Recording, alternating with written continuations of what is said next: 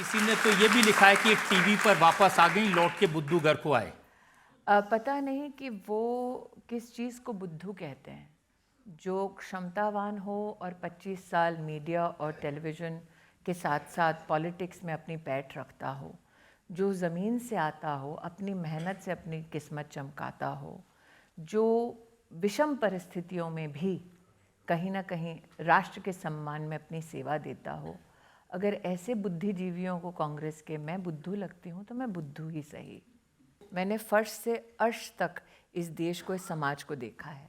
अगर कांग्रेस पार्टी को ऐसे लोग जो मेहनत कश हैं, सामान्य परिवारों से आते हैं और जो महिला है, अगर उनको हम भारत की महिलाएं जो सामान्य परिवारों से आती हैं बेवकूफ़ लगती हैं तो वो जाने, शायद इसीलिए अब और 15 साल वो विपक्ष में रहेंगे।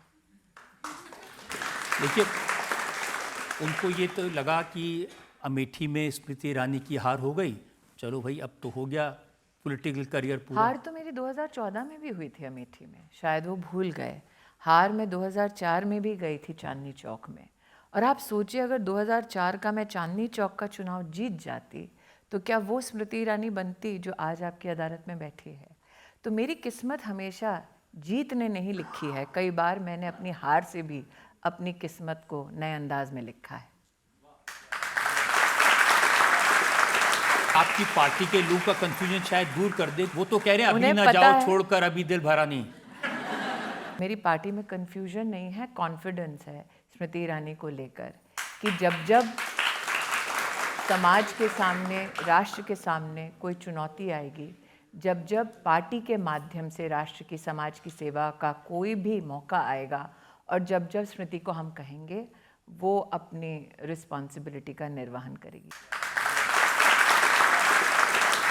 अब आप एक बार फिर से सास भी कभी बहू थी के सेट पर हैं जी।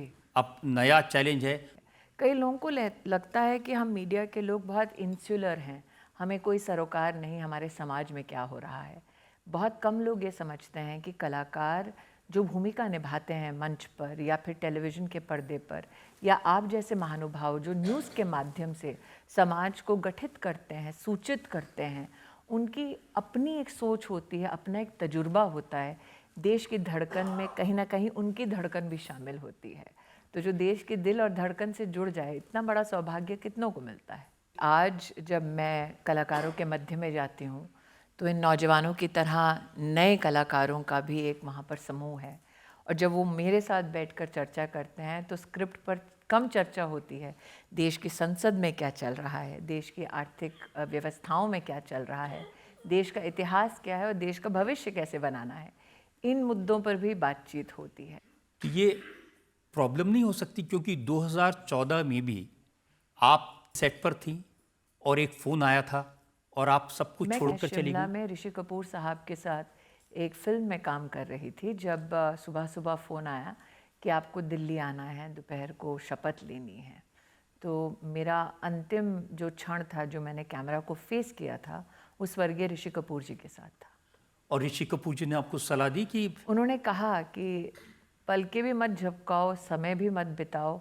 बाकी लोग जो क्रू में थे उन सब ने इस बात का कहीं ना कहीं खुशी जाहिर की और ये भी कहा जल्दी से बैग बांधो और दिल्ली जाओ, क्योंकि राष्ट्र सेवा से बड़ी सेवा और ऐसा बड़ा सौभाग्य और कोई नहीं है। तो अब कोई ऐसा मौका तो नहीं आ जाएगा कि आपको फिर फ़ोन आएगा और फिर क्योंकि के सेट से वापस दिल्ली में शपथ लेते हुए दिखाई देंगी? देखिए, मौक़ों को मैं नहीं तलाशती, मौके मुझे तलाशते हैं। तो कौन सा मौका मुझे कब तलाश लेगा ये मैं नहीं जानती। इतना जानती हूँ कि जब मौका मुझे तलाशते हुए आए तो आप कहीं ना कहीं ना बेजार होंगे ना शर्मसार होंगे। मैं जो प्रतिभा लेकर पॉलिटिक्स में और मीडिया में आज जानी जाती हूँ, उस बेंचमार्क से नीचे नहीं उतरूंगी, इतना आपकी अदालत में मैं वादा करती हूँ। कई बार देखा कि बहुत सारे फिल्म स्टार, अमिताभ बच्चन राजनीति में आए थे और बाद में बड़े निराश हुए। उन्होंने कहा ये तो सेसपूल है और मैं कभी राजनीति में नहीं जाऊंगा। राजेश खन्ना साहब वो भी राजनीति में आए थे और वो भी निराश होकर के वापस गए। तो मैं राजनीति में नहीं आई, मैं राष्ट्रनीति से जुड़ी। फर्क है, क्योंकि राजनीति में आते हैं आप तो अपने लिए कुछ तलाशते हैं। राष्ट्र की नीति से आप जुड़ते हैं तो आप राष्ट्र के लिए नए ऊंचाइयाँ, नई उपलब्धियाँ इनको तलाशते हैं। तो ये फ़र्क होता है।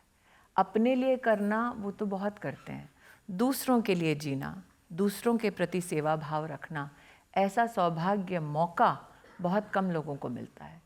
तो मेरा ये मानना है कि अगर आपको मिला ये मौका तो उसमें आपको अपना सर्वस्व न्यौछावर कर देना चाहिए। मेरे जीवन की सबसे बड़ी उपलब्धि ये है कि आई थी बीजेपी में स्मृति ईरानी बनकर, अब दीदी बन गई हूँ सबकी।